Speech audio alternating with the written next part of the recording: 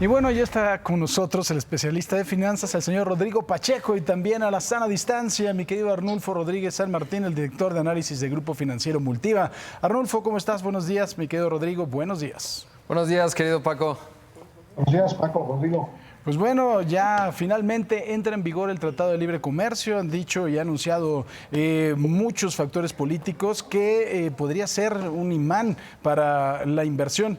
¿De qué se trata? ¿Si será esto real? ¿Cuáles son los aspectos que ustedes ven sobre el TEMEC, mi querido Arnulfo?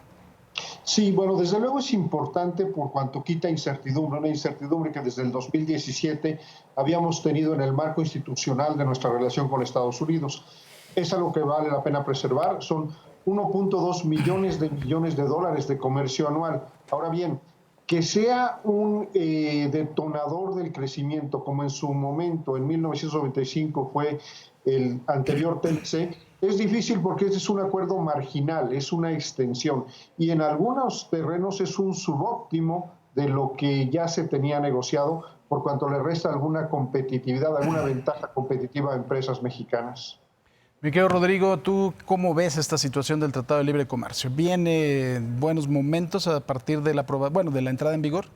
Mi querido Paco, creo que en el mediano largo plazo es una excelente noticia. En el corto, evidentemente, estamos hablando de uno de los peores momentos en la economía global desde la Gran Depresión del siglo pasado, y en ese contexto no esperaría, digamos, que sea esta gran palanca que se está esperando, sobre todo porque hay dudas todavía con respecto a la velocidad de recuperación que pueda tener Estados Unidos. Todavía estamos viendo temas de brotes, rebrotes, etcétera, en la Unión Americana, y en ese contexto pues no está claro. Y un México que, comparado, digamos, con años anteriores, es un México mucho más proteccionista, que ha mandado señales más negativas, y que la parte positiva es que el TEMEC ayuda a darle un marco, digamos, para que México tenga ciertas ataduras, o el gobierno actual, con respecto a agendas que pueden ser negativas para los negocios en México. Ahora, por ejemplo, ¿qué es lo que va a pasar en la industria automotriz? Que creo que es una de las más importantes y la que, bueno, finalmente teníamos pues una de las relaciones también más activas, ¿no? Entre las dos fronteras. Había automóviles que para hacer un producto terminado pasaban 7 veces la frontera, por ejemplo. ¿Qué es lo que va a pasar a partir de la entrada en vigor del TEMEC, Arnulfo?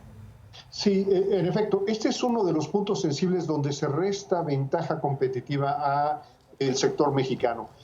Básicamente, 3 temas. 1, se eleva la cantidad de un automóvil que se debe de elaborar con contenido en Norteamérica hasta arriba del 40 a 45% en zonas con salarios de más de $16 la hora. En México, la industria automotriz andará a 5 o 7 dólares la hora. Esto es para evitar el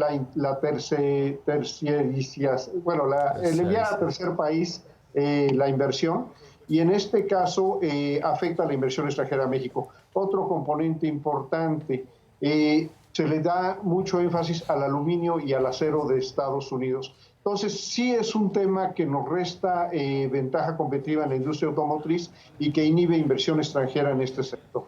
Otros 2 temas que son muy importantes con la entrada en vigor, obviamente la propiedad intelectual. Sabemos por supuesto que este es un gran problema que ha tenido la economía norteamericana con los chinos, la economía del mundo, ¿no? Porque los señores chinos la propiedad intelectual no aceptan ni siquiera que exista, y también por supuesto en el tema laboral. Rodrigo. Así es, mi querido Paco, creo que esto que mencionas del asunto farmacéutico finalmente se frenó en el Senado, en la armonización de las leyes, pues la extensión, digamos, de que se pudiese proteger la patente más allá de 20 años, y esto iba a afectar mucho la capacidad de tener medicamentos genéricos de manera inmediata. Eso me parece que es un aspecto positivo. Y en lo referente al tema laboral, pues también ayuda mucho a apalancar, digamos, cambios indispensables que tenía que tener México, vinculado, por ejemplo, a sindicatos, pues, denominados charros, con falsa representación, y esto va a ayudar también a México en la agenda doméstica en términos de mejorar, por supuesto, los derechos de los trabajadores, pero también hacer mucho más claro para las empresas pues cuáles son estas reglas laborales y hacerlas menos sujetos a chantaje. Creo que estos 2 aspectos son sin duda muy positivos, Paco. Oye, Arnulfo, el asunto también de las mediciones del crecimiento económico, de alguna forma van a ser pues cambiadas por la entrada en vigor del TEMEC. No, definitivamente no. Eso sí es una metodología registrada con las Naciones Unidas. que las llevan todos los países de forma estándar y que precisamente permite la comparación. Va a tener un impacto en el efecto de cuánto van a salir esos indicadores, pero no sería el tema. Más interesante, diría yo, y aquí hay que tener una llamada de atención, hay un capítulo para las diferencias Estado-inversor, donde el trato discriminatorio a empresas extranjeras puede ser susceptible de ser llevado a discusión, a paneles, a medidas incluso compensatorias. Y aquí el gobierno de México, en su discurso y en sus hechos, como lo hemos visto con los gasoductos, más recientemente con las energías renovables, pues está caminando en terrenos escabrosos. ¿Qué es lo que va a suceder, por ejemplo? Y ahorita hace un momento estábamos hablando también, mi querido Rodrigo, de este replanteamiento en la administración de Aeroméxico, el sujetarse al capítulo de quiebras en los Estados Unidos también, no para declararse en quiebra, sino para tener una administración más robusta por parte de Aeroméxico y las demás líneas aéreas en nuestro país. ¿Va a haber algún tipo de afectación? Pues directamente en el TEMEC no, mi querido Paco. Creo que finalmente esto nos habla también de la profunda relación que tienen muchas empresas en México.